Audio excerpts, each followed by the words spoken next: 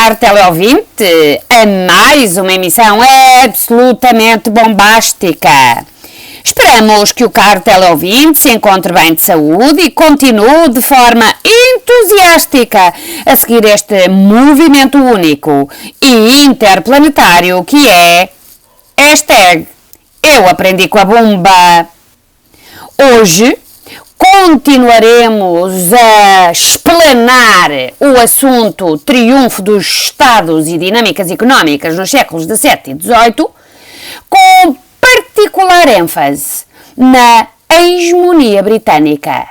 Vamos ver as condições de sucesso, vamos ver os fatores que permitiram não só a Revolução Agrícola, mas, mais importante, a Revolução Industrial. Esperamos que seja do seu inteiro agrado. Fique connosco, caro teleouvinte, para mais uma emissão da Bomba na História. Telebomba no ar! Bombemos juntos! A hegemonia económica britânica no século XVIII, na Europa e no mundo, foi em grande parte medida resultante do comércio colonial. Como já referimos em emissões anteriores, a liderança inglesa no comércio ultramarino, face às potências europeias, proporcionou não só o desenvolvimento do mercado externo inglês, como acabou por fomentar e dinamizar o mercado interno. Os comerciantes ingleses detinham um lugar de destaque no comércio colonial, que proporcionava lucros avultados e permitia a acumulação de capitais. O vasto espaço do seu império, composto pelas 15 colónias da América do Norte, possessões nas Antilhas, na Índia e em África, permitiu-lhe beneficiar do exclusivo colonial e da posse de uma poderosa frota, de tal forma que, no final do século XVIII, a cidade de Londres tornou-se um entreposto comercial mundial. A Inglaterra era provavelmente o país da Europa mais rico e a sua população tinha um nível de vida só comparável ao da Holanda. As colónias inglesas forneciam as matérias-primas, como o tabaco, o açúcar e o algodão, a baixo preço à metrópole, e esta reexportava e fornecia os produtos transformados ao Império, à Europa e ao mundo. A maior parte dos países não conseguia fazer frente à concorrência dos produtos ingleses, apesar de todos os esforços protecionistas levados a cabo pelas políticas mercantilistas europeias. Ainda que a Inglaterra também tenha praticado o protecionismo, abandonou-o progressivamente para defender um mercado mais livre e aberto à concorrência, que era vantajosa para uma Inglaterra cada vez mais desenvolvida e em crescimento. Desta forma, a hegemonia inglesa, centrada no Atlântico e no Índico, afirmou-se económica, política e militarmente face às outras potências. Além do mais, depois da Revolução Gloriosa de 1688-1689, o sistema governativo estável permitiu a afirmação de uma aristocracia e de uma burguesia ativas e empreendedoras, em termos económicos e políticos, que estavam representadas no Parlamento, onde tinham grande influência. De facto, ali predominavam os interesses agrícolas dos landlords, grandes proprietários, com uma mentalidade virada para o lucro e para o aumento dos rendimentos da atividade económica. Este desenvolvimento económico foi, desde o século XVII, acompanhado por um sistema financeiro capaz de dar resposta ao crescimento da atividade comercial, mais moderno e sofisticado, graças à ação desempenhada por Guilherme III de Orange, depois de ter ascendido ao trono de Inglaterra em 1688. O rei, juntamente com os seus conselheiros holandeses, detentores de conhecimentos e experiência neste domínio, não nos esqueçamos que a Holanda era um centro financeiro muito importante, foi responsável pela introdução de uma série de inovações financeiras que facilitavam os pagamentos, as transferências, o financiamento e o crédito, indispensáveis à eficácia das transações comerciais. Não menos importante foi o facto da Inglaterra dispor de recursos naturais, tais como minas de ferro e de carvão, acessíveis, bons portos e rios navegáveis, que contribuíram não só para dinamizar a economia inglesa, como para afirmar a hegemonia do seu império. Foi esta conjuntura propícia que, conjugada com uma série de condições de sucesso, culminou no arranque industrial neste país europeu. À incontestável hegemonia inglesa na primeira metade do século XVIII, somou-se o facto da Inglaterra ter sido a primeira potência europeia a entrar na época industrial. Na verdade, a partir de 1750, em Inglaterra estavam reunidas as condições para o arranque da Revolução Industrial. Como resultado da conjugação de fatores económicos, sociais, financeiros e políticos, bem como com a disponibilidade de recursos energéticos e de matérias-primas. A Revolução Industrial é um conceito que traduz uma transformação qualitativa e quantitativa da produção através da utilização da máquina, que substitui o trabalho assente na força humana e animal. Marcou o início da maquinofatura, da produção mais rápida e mais barata, que trouxe mudanças profundas à vida do homem. A Revolução Industrial foi, como todas as revoluções, um processo muito complexo. No período entre 1750 e 1820, ocorreram alterações significativas com a passagem de uma sociedade agrícola e rural para uma sociedade industrial e urbana. Estas mudanças irreversíveis foram de ordem económica e financeira, na agricultura, no mercado interno e externo, nas indústrias, etc., e de natureza técnica e social. A expressão usada no plural revoluções industriais significa que à primeira revolução inglesa se sucedeu a industrialização em diferentes países da Europa, com ritmos diferenciados, conforme falaremos noutras próximas emissões. Deste modo, pode considerar-se que a Inglaterra foi pioneira da industrialização porque reunia vários fatores ou condições de sucesso considerados como impulsionadores da Revolução Industrial. Os progressos agrícolas situaram-se ao nível da técnica de cultivo e da estrutura da propriedade. As novas técnicas agrícolas implementadas em Inglaterra permitiram um aumento da produtividade e da produção em quantidade e em qualidade.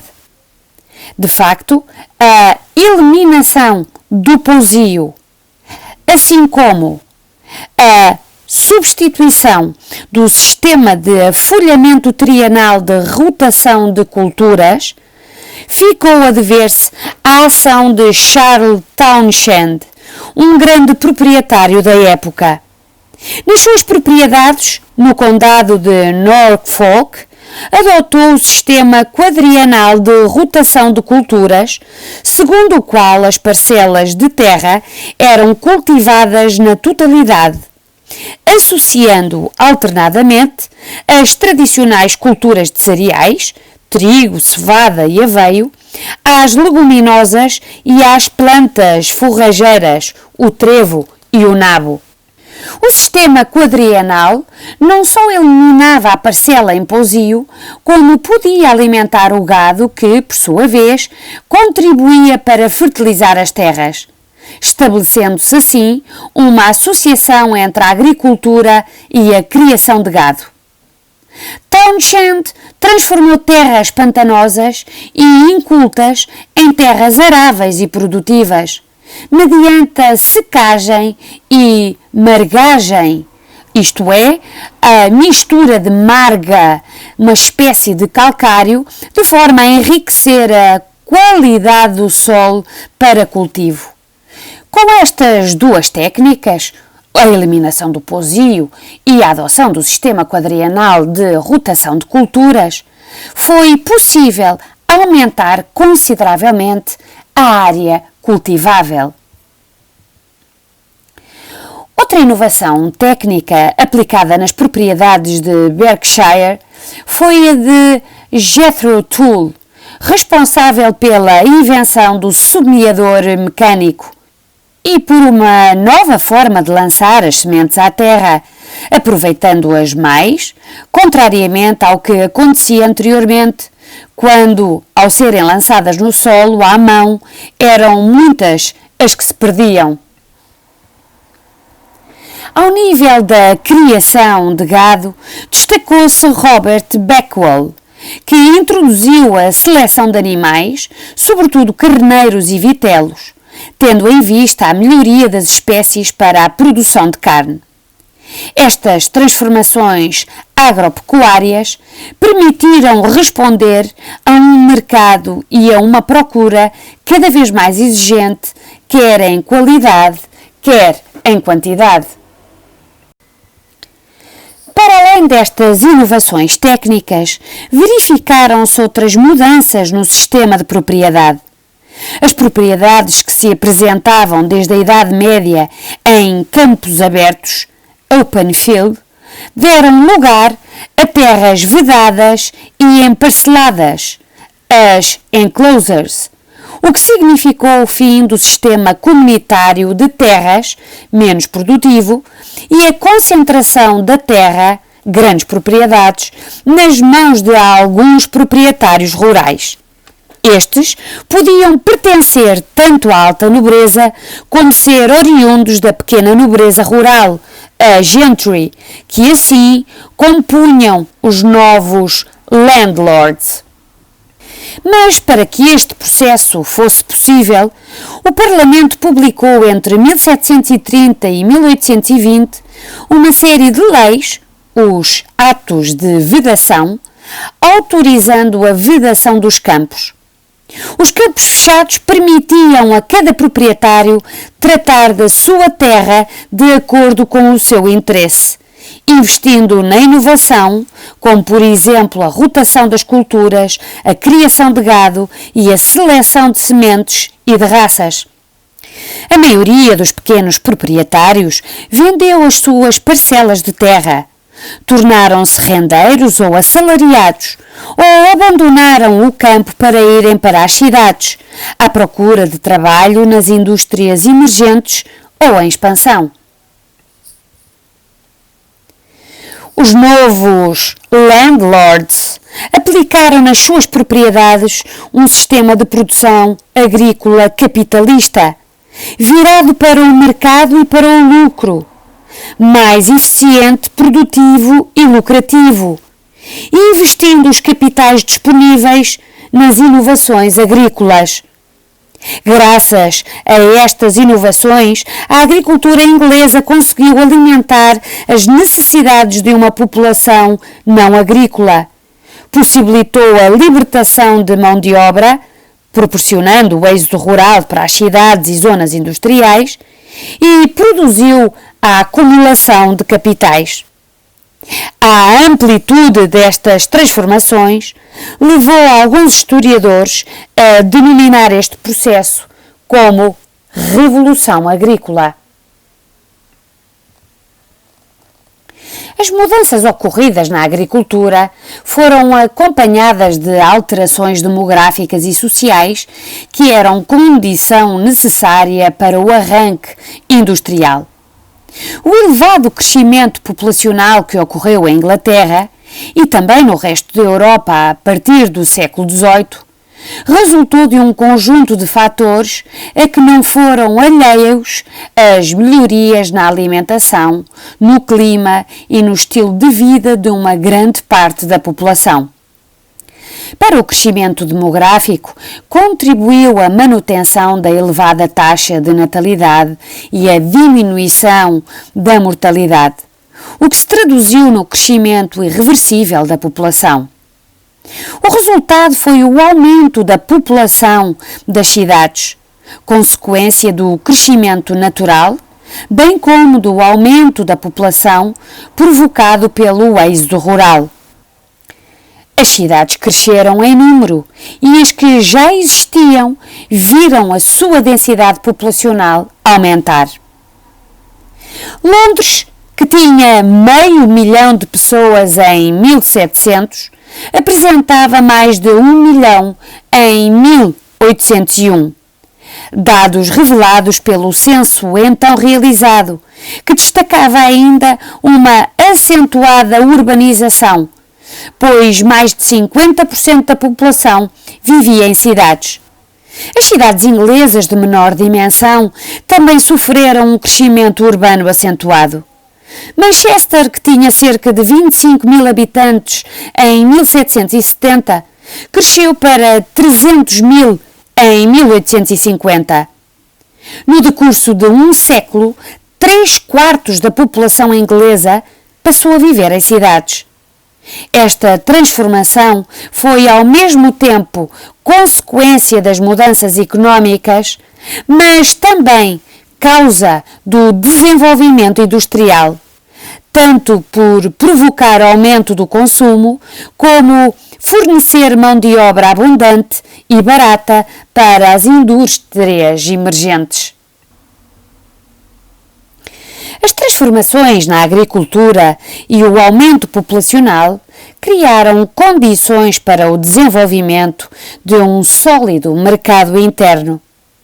De facto, a crescente população urbana, não agrícola, podia aumentar o consumo, graças à maior quantidade e variedade de produtos disponíveis, pelo que o aumento da procura fomentava o desenvolvimento do próprio mercado interno.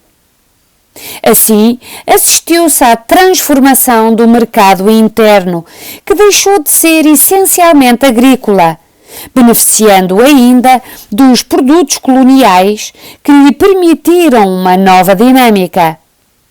A circulação de produtos foi facilitada pela melhoria da rede de estradas e do sistema de canais. Na verdade, construíram-se por iniciativa governamental e privada melhores estradas e uma rede de canais, favorecendo o transporte de matérias-primas, de bens e de pessoas. A não existência de entraves à circulação, nomeadamente de portagens e de barreiras alfandegárias, como acontecia noutros países da Europa continental, por exemplo, a França, favoreceu o dinamismo comercial e contribuiu para tornar os produtos mais baratos. Consequentemente, o consumo de bens generalizou-se, pelo que um número cada vez maior da população acedia a produtos variados em todo o espaço nacional. A disponibilidade financeira foi condição fundamental para o dinamismo económico.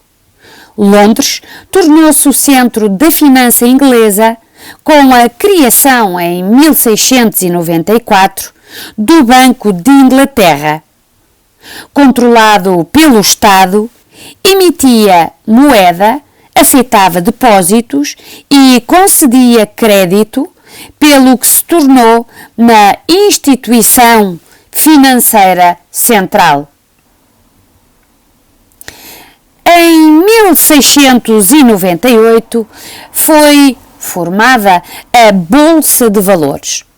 A Bolsa de Valores designa a instituição financeira autorizada a transacionar, comprar e vender títulos de propriedade, geralmente ações, de empresas e companhias. A Bolsa de Valores de Londres era um organismo fundamental para a realização dos negócios e das transações comerciais. animada pela presença de mercadores e corretores que, por conta própria ou em representação de companhias, negociavam os produtos mais variados de todo o mundo. Para além do Banco de Inglaterra, a Bolsa de Valores, assistiu-se também à criação de bancos privados, entre os quais se destacou o Lloyds Bank, criado em 1765. Afirmou-se deste modo um mercado nacional unificado, mais amplo em termos geográficos e socialmente diversificado. O apoio governamental à redução de taxas, à construção de infraestruturas, mas reduzindo o seu papel intervencionista, constituindo o enquadramento para a afirmação de um mercado mais competitivo e livre. Finalmente, a pouca regulamentação das atividades económicas, o pouco poder das guildas e das corporações, constituíram fatores que promoveram o arranque industrial. A mentalidade empreendedora e com espírito de iniciativa da nobreza e da burguesia, dispostas a correr riscos, numa sociedade móvel e aberta, em que as barreiras entre os proprietários rurais, o mundo dos negócios e os industriais não eram muito estanques. A política e prática governativa, que incentivavam o lucro e os negócios, foram também condições favoráveis para o arranque da industrialização. Tudo isto foi apoiado por um quadro institucional mais livre e promotor do laissez-faire liberal, expressão que significa deixai fazer, ou seja, que incentiva e dá liberdade de iniciativa na vida económica, financeira e comercial. Este laissez-faire criou as condições para que a Revolução Industrial se iniciasse em Inglaterra a partir de meados do século XVIII. Em termos técnicos, a primeira fase industrial assentou no uso do carvão como fonte de energia e do ferro como matéria-prima, em ligação com a utilização da máquina a vapor. De facto, o uso do carvão e do vapor tornou-se um símbolo da Revolução Industrial e foi o resultado de vários contributos que culminaram com a máquina a vapor de James Watt em 1781. O arranque da Revolução Industrial, a partir de 1750, esteve ligado a uma série de eventos e de inovações aplicados à máquina a vapor. Primeiramente na indústria têxtil do algodão e no setor da metalurgia. Estas inovações acabaram por transformar os métodos e a organização da produção, por embaratecer os produtos, por promover a concentração dos trabalhadores em novos locais, as fábricas, por conduzir ao aparecimento do operariado e por reforçar o papel da burguesia e conferir à máquina um papel determinante no processo produtivo, consagrando a passagem da manufatura à maquinofatura. O setor têxtil é considerado como o motor da Revolução Industrial. Se bem que a manufatura têxtil já tivesse alcançado um lugar importante na economia da Inglaterra, a importação de panos de algodão indianos colocou em risco a produção interna. A concorrência forçou os produtores do setor têxtil a procurarem novas técnicas que permitissem aumentar a produção com menos custos, a fim de obter lucros mais significativos, para dar resposta a um mercado em expansão e a uma população em crescimento. Por isso, dispuseram-se a investir em novas formas de produção. Para além da matéria-prima, o algodão ser barato e abundante nas colónias, os custos das invenções não eram elevados, o que tornou o setor algodoeiro como mais propício para a inovação, contribuindo para o forte dinamismo económico da Inglaterra até 1830. Além do mais, a indústria do algodão não estava sujeita ao controle das corporações pelo facto de ser um setor produtivo recente. Entre as inovações do têxtil, destaca-se a lançadeira volante, em 1733, de John Kay, que permitia tecer panos de qualquer dimensão e duplicar a produção. Este invento generalizou-se entre 1750 e 1760, o que conduziu, devido ao aumento da produção, à falta de fio.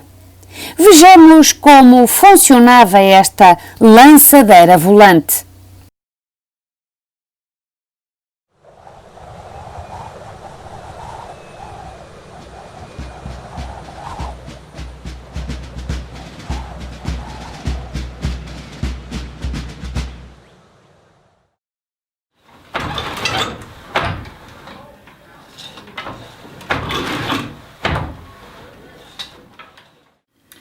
My name is Melissa Weaver Dunning. I'm a master weaver, and I'm here at Mount Vernon today working on putting a new display on the loom here in the spinning house.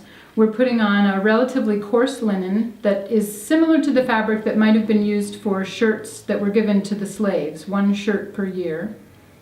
And we have wound the warp, and which is measuring it out on a large board. We beamed it, rolled it onto the loom itself, and then threaded the heddles, which are these strings here.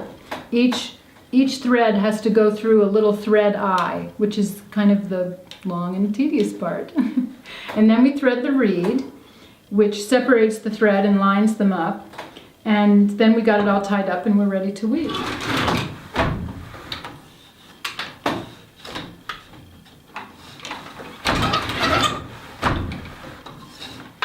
So this type of loom is a loom that was commonly used for several hundred years in Europe and then in the Americas. This particular shape of loom would have been called a 4-poster because there's, like a bed, a post at each corner, and the seat is attached. Sometimes they were separate.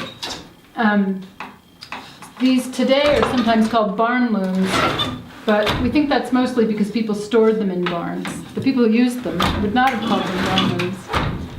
And it's probably about 200 years old. One of the most interesting things for me about this loom is that the way it's constructed shows it to be a linen loom. The framing of the loom that helps the support is right on the ground rather than up 6 or 8 inches.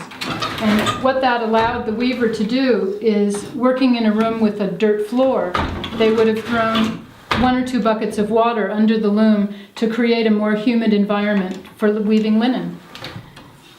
Here in Virginia, at least in the warmer months, we don't really need to add humidity, but particularly in the winter, that would have been very important. So we know this was a linen loom, and it's happily weaving linen today.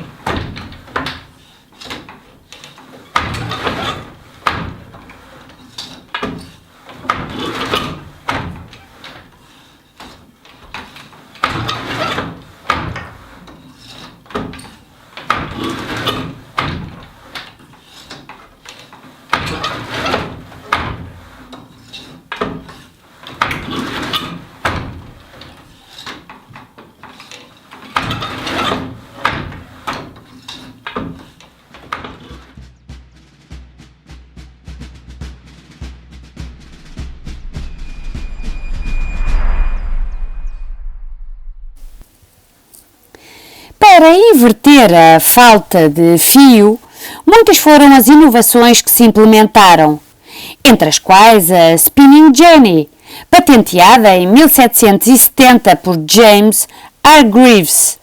Este invento permitia fiar o algodão e a lã produzindo quantidades de fios superiores às da tradicional roda de fiar, pois um só operário podia trabalhar com vários fusos em simultâneo.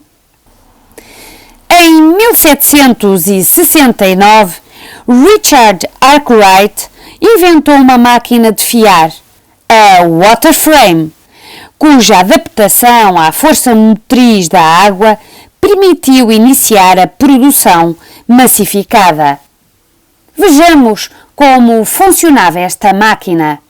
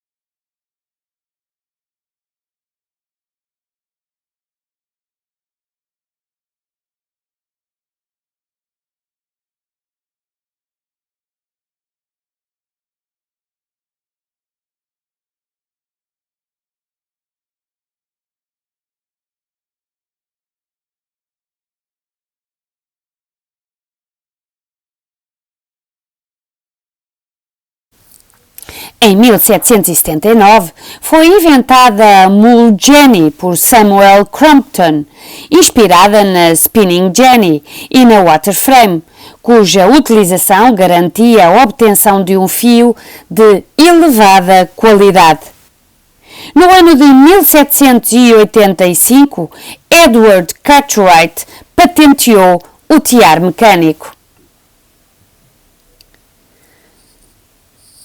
Todas estas inovações deram resposta ao crescimento do mercado interno e externo, aumentando a produção dos tecidos, que desta forma se tornaram melhores e mais baratos que os da Índia, conquistando o mercado mundial.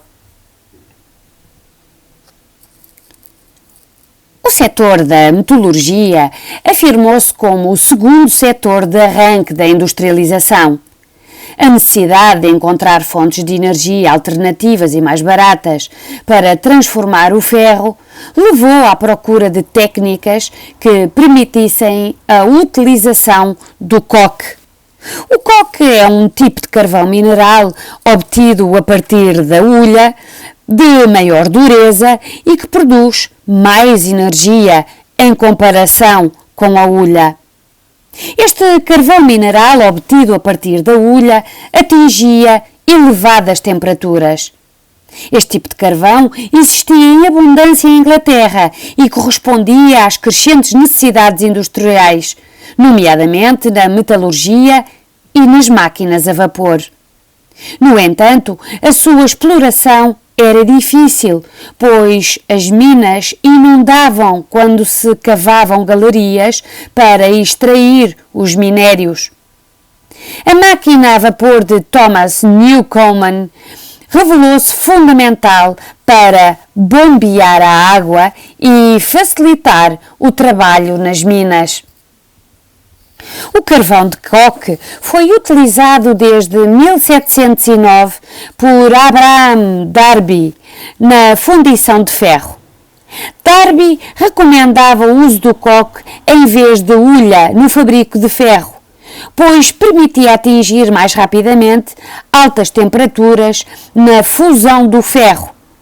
Só em 1784 houve inovações no tratamento de impurezas do ferro mediante o processo de pudelagem implementado por Henry Cort, o que consistia em remexer o metal em ebulição. Assim, obtinha-se ferro com menos impurezas e de melhor qualidade, e em maior quantidade. A partir de então, este metal tornou-se um produto corrente, mais barato e resistente. O ferro substituiu progressivamente os materiais tradicionais na construção, como pontes, máquinas e estruturas várias. Coube a James Watt um papel crucial na Revolução Industrial.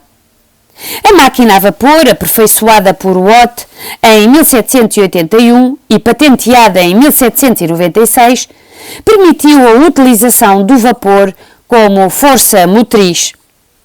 A força motriz obtida com recurso ao vapor de água e à energia do carvão permitiu que a máquina a vapor fosse facilmente adaptada, quer ao setor têxtil, quer ao setor metalúrgico, contribuindo para o aumento exponencial da produção e para o arranque da Revolução Industrial. Podem então definir-se duas fases no arranque da Revolução Industrial. A primeira entre 1750 e 1830, que se apoiou no mercado interno nacional e colonial e que teve como setor impulsionador o têxtil, através da indústria algodoeira e a metalurgia. A segunda entre 1830 e 1870, marcada pela expansão do caminho de ferro e da construção naval, bem como pelo livre câmbio, quando a Inglaterra se afirmou política e economicamente no contexto internacional. Com a generalização da máquina a vapor, os processos produtivos transformaram-se de modo profundo. Inicialmente, verificou-se um forte descontentamento relativamente à máquina, tanto por parte dos operários como dos artesãos, que a viam como um inimigo a destruir, por poder colocar em risco o trabalho e a sobrevivência das pequenas oficinas tradicionais.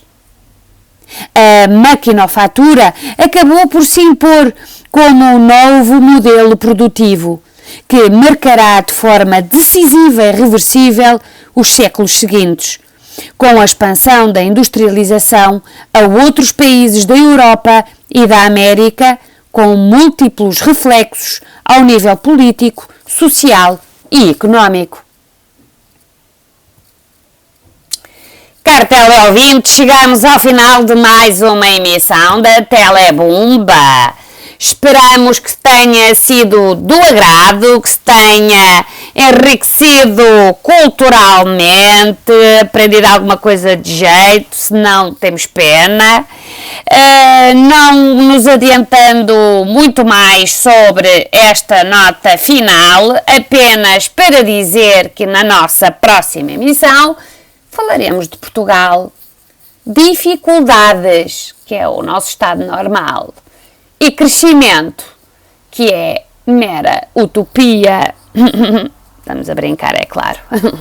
Bom, até lá, acompanhe-nos, continue a seguir-nos nas redes sociais, incluindo nessa Telebimbi, que é o YouTuber. E já sabe, acompanhe-nos, siga-nos, prolifere, expanda, divulgue este movimento que é de todos. Hashtag eu aprendi com a bomba. Telebomba. Bombemos juntos.